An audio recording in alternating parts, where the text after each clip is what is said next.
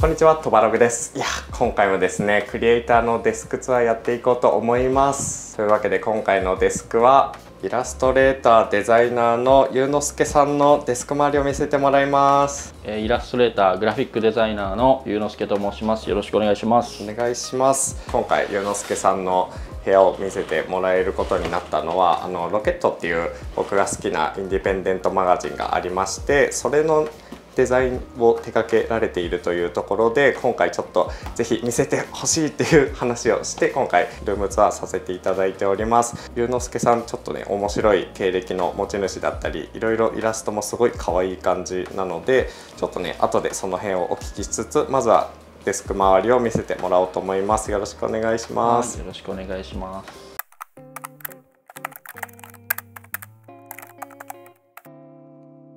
この部屋はどういう感じの部屋ですか？普通に、住まいとかではなくて、専用の作業部屋っていう。使用、そうですね。僕が仕事するように借りてる部屋です。どのぐらいの広さがありますかね？広さどのぐらいなんだろうな。これ上もあって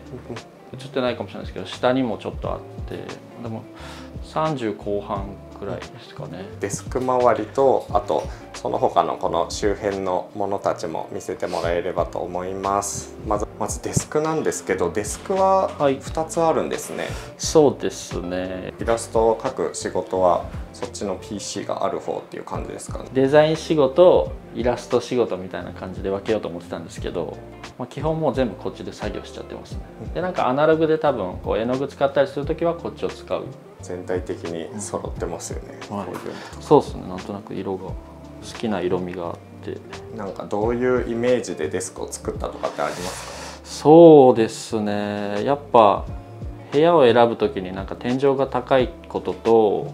なんか明るいことが一応なんとなく自分の中で条件であって、部屋が明るくなるように白天板にっていうのは、はい。横が木目なのはなんかミッドセンチュリー的な。そうですね。なんとなくやっぱそのミッドセンチュリー感が好きではあるので、1センチ単位でなんか調整して買える奏で物さんってやつで天板だけ買ってて、両端だけ足をつけて、真ん中はヤフオクで探してなんか色が合うようなキャビネットを買って、ちょっと高さが合ってないんでここに本を入れて伊藤家のバーテブラかわいい。座り心地っていうよりも色が自分でカスタムできるっていうところに惹かれて、あとはやっぱこう iPad とパソコンとかこっちの机にこう移動したりとか、結構椅子に座ったまま移動したいんでキャスターにしてっていう。座り心地はいいですかね？座り心地もいいです。はい。で目の前にちょっと面白い時計とか電卓とかがあったりするんですけど、こういうの僕ヤフオクも毎日見てて家具だったりこういう小物だったり服も買いますし、だいたいヤフオクで見つけてきたものを一旦部屋をこう白く明るくしてるんで、そこにこう物で色を入れていくっていうイメージにしてて、こういう本だとかなんかデザインの見本になるようなものをここに置いてますね。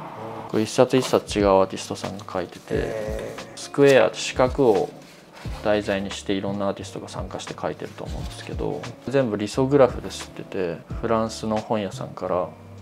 輸入しました。メインの PC は MacBook？ そうですね。 MacBook Pro で。 MacBook は何のやつ？16？15？15インチですか？15かな。はい。前は iMac 使ってたんですけど、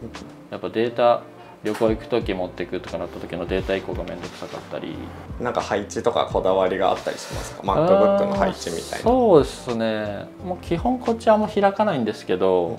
たまにこっちで修正赤字見ながらこっちでやったりもするんで、モニターを結構いくつか試したんですけど、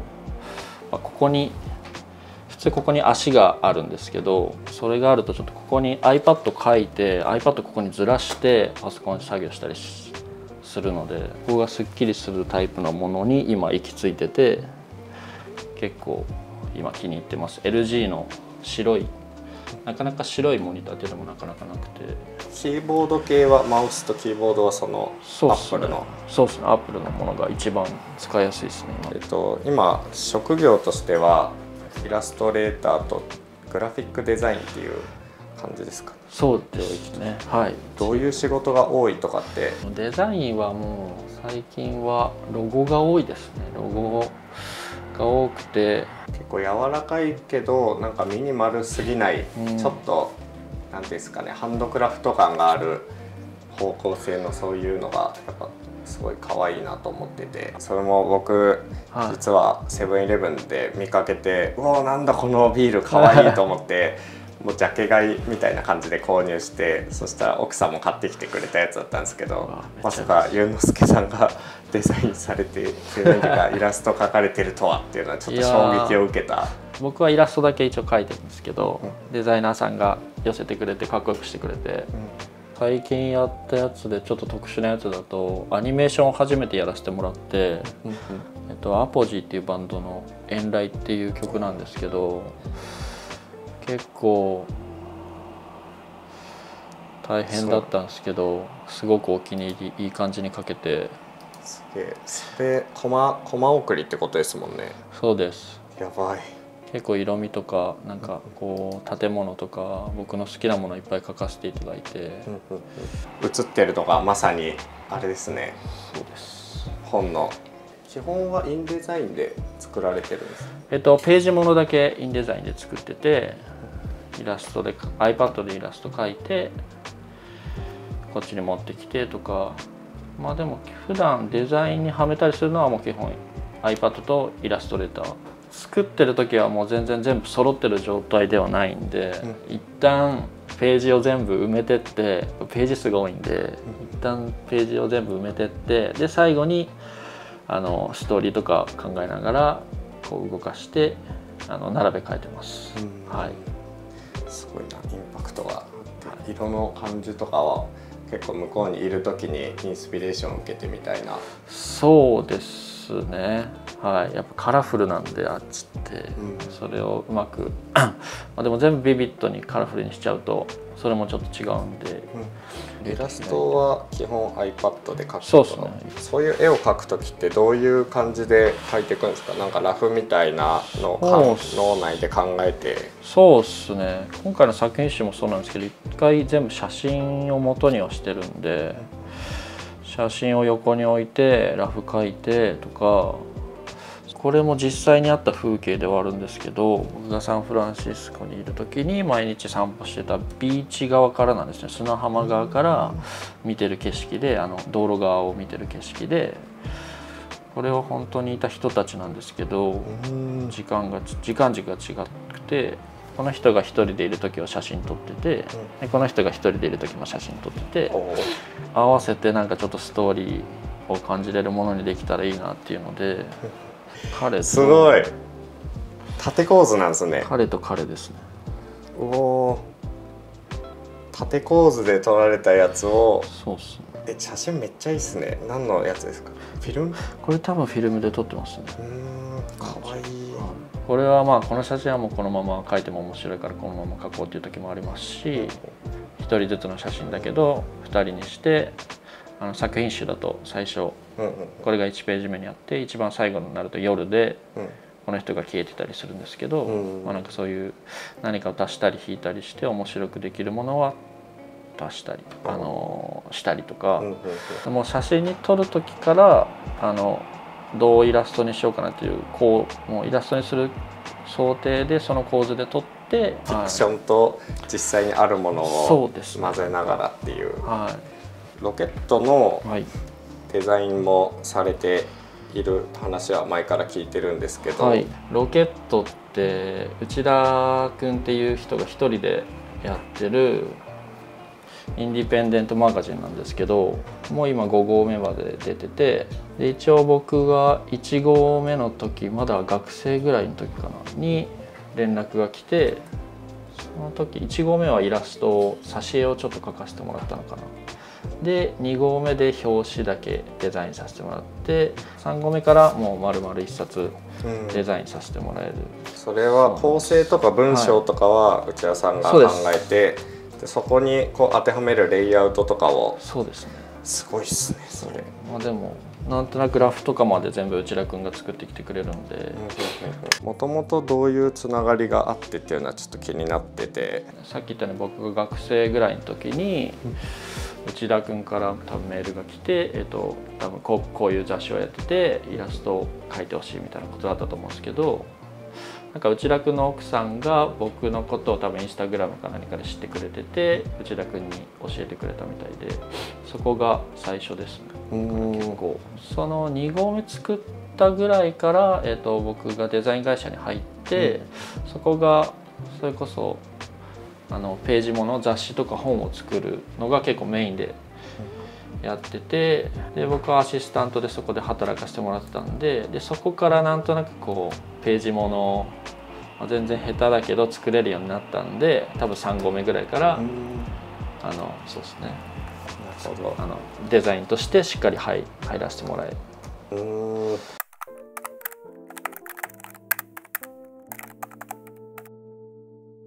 そもそも結構そのイラストレーターとして今活動されてるけど、もともとはサッカー選手を志したっていうのはですね、一応サッカー選手は目指してましたね。なんかまだ全然一緒にやってた友達で現役で頑張ってる人たちがいるんで、なんかサッカー選手目指してたって安易に言うのちょっと恥ずかしいんですけど、はい、一応大学まではサッカーを一生懸命やってて、デザイン系の方に振り切ったタイミングとかがあると思うんですけど、どういうところでそういう方向性に？大学サッカーやりながら寮でいつも一人で絵を描いてて、大学まで来て何絵描いてんのみたいなグラウンド行くと選手だけじゃなくて普通にコーチからもうお絵描きしてきたかみたいな、ちょっといじられるみたいな。でだんだんやっぱ将来のことを考えると、なんかそういう職業に就きたいなってなってきた時に、設モードセミナーっていうのが、まだ一応学校はあった時で体験入学みたいなのがあって、それにちょっと勇気出して行ってみたんですよ。いつもグラウンドと寮を行き来してる狭い世界からすごい解き放たれて、すごくなんか居心地が良くて、やっぱこっちの世界に行きたいなっていうのを思った時に、ちょうどそこに来てた、もう大人の方だったんですけど、デザイナーの方がいろいろなんか相談に乗ってくれて、でそれがきっかけで、今渋谷にある東京デザインプレックスっていうところを見つけて、12ヶ月ぐらいの短期みたいなコースがあって、そこで一応学ぶんですけど、その学校に行くのにもやっぱサッカー部入ってると普通に行かせてもらえないんで、結構やっぱスポーツ僕もやってたから感じるんですけど、割となんかこういうのが興味あるんだよねとか言えない空気感じゃないですか。ちょうどそれが4年の春休みとかなのかな、4年生の春休みとかで、サッカー部入ってると春休みとかそういう長期休みの期間って、強化合宿期間なんですよ。そうっすよねそこでちょっともう4年だし将来のこと考えないといけないなと思って、真剣に監督に話しに行ったんですよね。その学校に行かせてほしいって、そしたらダメだって言われて、お前サッカーでこの大学入れてやってんだから、そんなお前サッカーしろみたいに言われちゃって、そっかと思ったんですけど、ちょっともう無理やりその東京デザインプレックスの入学金とかも払って、でまた話しに行ったら、もうなんか普通に「お前は愚か者だな」って言われて、でもなぜかなんか入学金払ったならもうそれはしょうがねえなみたいな言われて、まあ行けみたいな、でも練習にも出ろみたいな感じで、結構その監督を説得するのがめちゃめちゃ大変だし、すごい勇気のいることだったんで、その環境の中だと絶対みたいな感じなんで、その流れやっぱ自分から掴みに行く感じがめちゃくちゃ面白いなと思って、インタビューを拝見した時から思ってて、待ってるだけだと意外と来ないけど、このままいてもどうしようもない人の転換期ってすごい面白いなっていう。そうですね。ちょっとこっち側のデスクの話も聞きたくて、いろいろとステッカーというかそういうのがサンフランシスコ行った時のタグですよね。サンフランシスコでアメリカでこう集めた紙類を全部こうまとめてたんですけど、ずっと見てたいなっていうのがあって、こっち見ながらインスピレーションを受けつつデザインしたりイラスト描いたりできるように、いつでも見れる資料みたいな感じで、はい、とテンション上げてくれるしみたいな、はい、すごい。ペーパータオルとかこのスタンドライトとかもちょっとやっぱイメージが、そうっすね。これもヤフオクで見つけて競り勝ちました。すごいシャープなんだ。そうなんです。こんなの出してたんですね、昔は。すごいですよ。これはユトレヒトさんで配ってたポスターなんですけど、ちょっと日に当たって色が全然変わっちゃってるんですけど、アメリカでのスーパーで普通に飲んでたものなんですけど、やっぱスペイン語なんですよね。でアメリカの表記がシールで書いてあるんで、メキシコ産なのかもしれないですね。なんかメキシコのやつはサトウキビからできてるから、アメリカ国内で倍の値段がするみたいな、そうなんだ、なんかで見ました。そうなんですね。あったりとか、そうですね。インドアウトのケチャップとか、普通にテイクアウトで1人分のハンバーガー買っただけなんですけど、多分わしづかみでケチャップ袋に入れてるのか、すごい量のケチャップ入ってて。椅子はイームズですか？これソースイームズのハーマンミラーのテンション上がって買っちゃったやつですね。ストレス台で書いたりとか、パソコン上で作ったデザインをプリントアウトして手書きのニュアンスを出したりとかっていうのをこれでやったりもします。はい。なんかアナログで残ってるイラストとかってありますか？あるかな。あれですね。それこそ大学生の時寮で描いてたイラストなんですよね。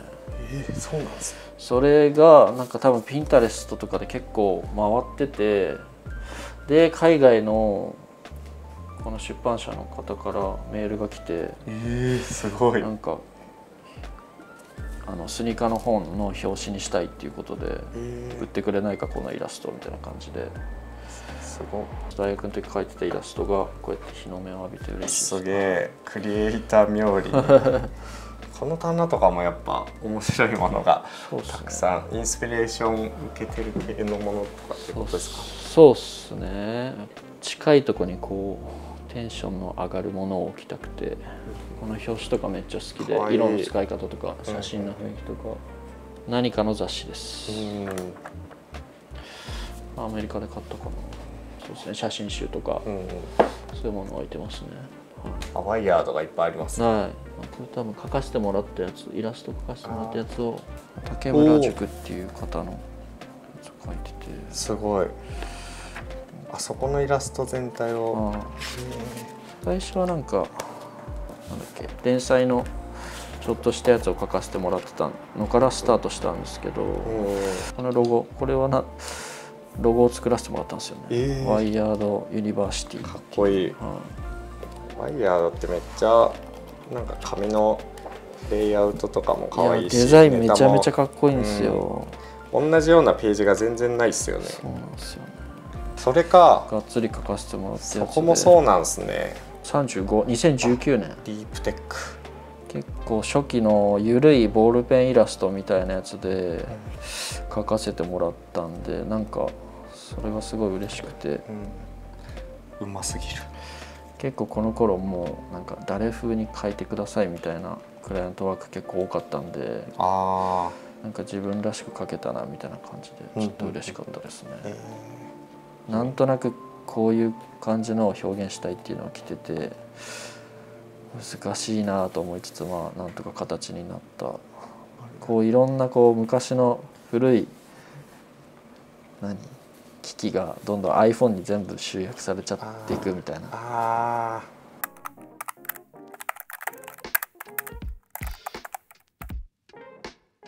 スイムスーツデパートメントっていうブランドじゃないか、ヴィンテージのそういうものを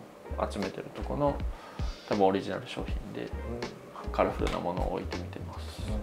大学生の時からこれ使ってて、一人で下北行ったり多摩川行っていろんなものをこれで撮って、最近ちょっと調子悪くなってきたんで最近ちょっと買い直しましたね、綺麗なやつを。綺麗なあんまりその撮る時になんか調整したりとかそういうのをしてるとこう撮りたいもの撮れなかったりするんで、もう全部オートで撮りやすいし、写りもすごいいいし、軽くて持ち運びやすいし、めちゃめちゃちょうどいいんですよね。白もありますもんね。そうですね、白もありますね。仕事した本とかを入れてたりもするんで、なんか表紙を書かせてもらったものとか、デザイン会社時代に書いた「悪魔の辞典」って言って、これ1ページ1ページこうイラスト描いてるんですよ。これすごいすごい言葉があって、ちょっと意地悪な説明があって、でイラストは一から僕がだからどういうイラスト描いたらいいかなっていうのも考えて一個一個描いてて、だから文化系の少年が最初に味わう挫折で、こうメガネ文化系メガネで逆上がりしてたら面白いかなとか、結構まあもうパソコンでラジオ聴いてることが多いんですけど、なんか気分が乗ったら基本レコードでかけて、好きなアーティストのはなんかレコードで欲しくなったりもするんで、そういうの買ったらこれで流して、多分古いんですけど、結構ちゃんと動いてリピート機能があるのがめちゃめちゃでかいんですよね。サンフランシスコいる時に友達に教えてもらったアーティストで、ファーコーストのタイトルのちょっと元になった、なるほど、アーティスト名。なんかアメリカのそういう文化というか、そういうのが好きになったきっかけみたいなのあるんですか？いや、きっかけみたいなのはないっすね。多分もうなんとなく好きで、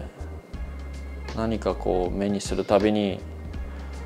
好きだな好きだなっていうのが多分。最初に行ったのはいつですか？最初に行ったのはもうその留学の時ですね。会社辞めて、だから大学生まではもうどこにも行ったことなかったんで、仕事辞めて独立のきっかけみたいな、その留学に行くきっかけみたいな、結構4年目とかってやっぱなんかこれからだみたいな感じあるじゃないですか。そこでもうでも会社で仕事させてもらいながら自分のイラストの仕事もやっていいよって言っていただいてたんで、結構仕事も増えてきてて、そっちのイラストの、なんでもうフリーにはなれるかなっていうタイミングで、海外にはずっと行ってみたいなっていうのがやっぱあったんで、普通に社長になんかボソッとご飯食べてる時に普通に海外行ってみたいんですよねみたいな感じで言ったら、じゃあ祐之介の年代だとなんかダラダラいけないことの方が多いから、ちゃんと計画立てていけるようにしようって言ってくれて、でじゃあ来年の何月にこの会社辞めれるようにして留学行きなって言ってくれて、すげえ。そうなんです。でそのタイミングで会社を辞めて、イラストレーターフリーになってアメリカに行けたっていう。その社長の後押しがあって行けましたね。